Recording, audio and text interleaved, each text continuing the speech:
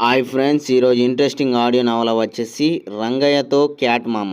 రంగయ్యతో క్యాట్ మామలో ఈ ఆడియో నవలలో ఒక పిల్లి ఉంటుంది. ఈ పిల్లిని రంగయ్య అనే వ్యక్తి పెంచుకుంటాడు. రంగయ్య పిల్లిలను పెంచుకుంటూ పిల్లిలను అమ్మి పిల్లిలతో వచ్చిన పైసలతోటి బతికేవాడు. అతని దగ్గర ఉన్న ఒక మంచి పిల్లిని అతను రోజు దాన్ని ఇష్టంగా పెంచుకున్నాడు. ఆ పిల్లి రోజంతా ఊరంతా చుట్టి అక్కడున్న ఎలుకల్ని చంపి తినుకుంటూ ఆహారం భుజించేది.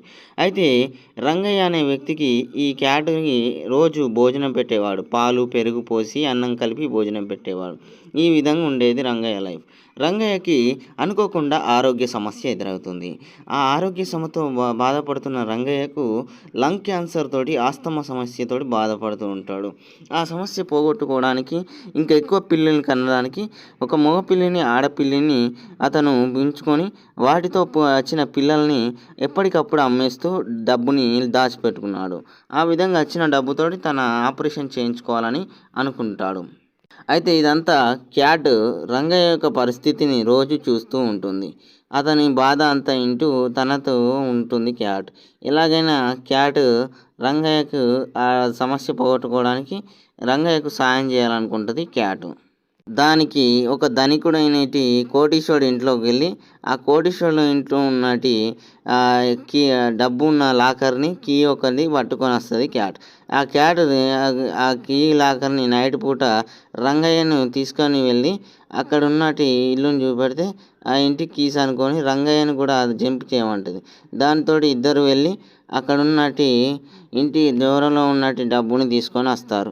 దాంతో రంగయ్య ఆపరేషన్ కావాల్సిన డబ్బులు దొరికిస్తాయి.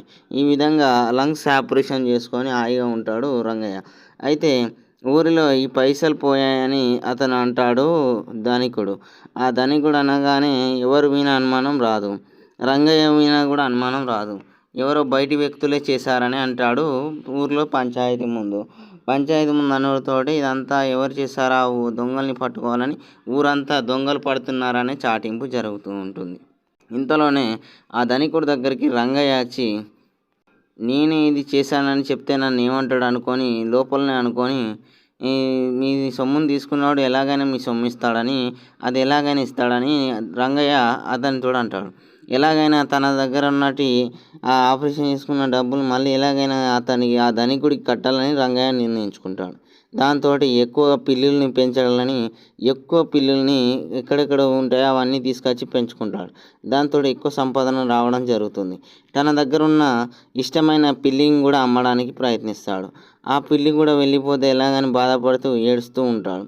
దాంతో ఆ పిల్లి కూడా తన ఓనర్ వెళ్ళిపోతున్నాడని బాధతోటి మళ్ళీ అది ఆ పిల్లిని అమ్మేసినా కూడా ఆ పిల్లి మళ్ళీ రంగయ్యని వెతుక్కుంటూ ఆ ఊరికే వస్తుంది.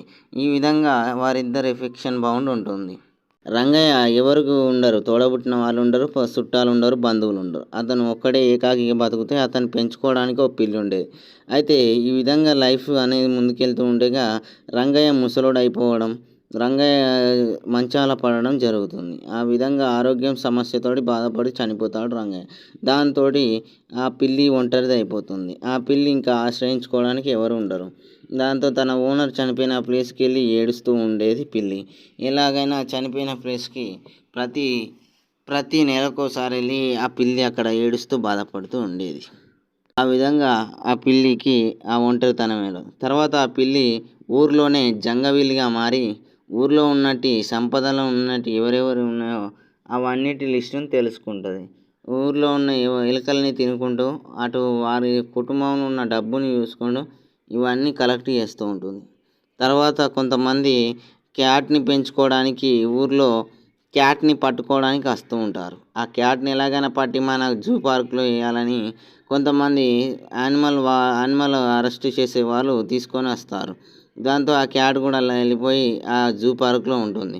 అయితే అక్కడి నుంచి కూడా ఎలాగో పారిపోయి అడవిలోకి వెళ్ళిపోతుంది క్యాట్. ఈ విధంగా ఓనర్ వెళ్ళిపోయాడు, తన జీవితంలోకి ఏమీ లేకుండా పోయింది. ఆ విధంగా అడవి పాలైపోయి అడవిలో బతికిస్తుంది క్యాట్.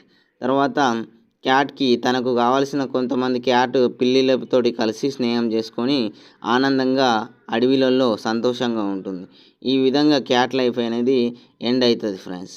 తర్వాత క్యాట్కి తన హ్యాపీనెస్ని మిగతా పిల్లిలతోటి పంచుకొని తాను ఎంతో జాయిగా ఆనందంగా ఉంటుంది. ఈ విధంగా స్టోరీ అనేది క్యాట్కి ఎంతో ఆనందాన్ని కలిగించే లైఫ్ని అనుభవిస్తుంది.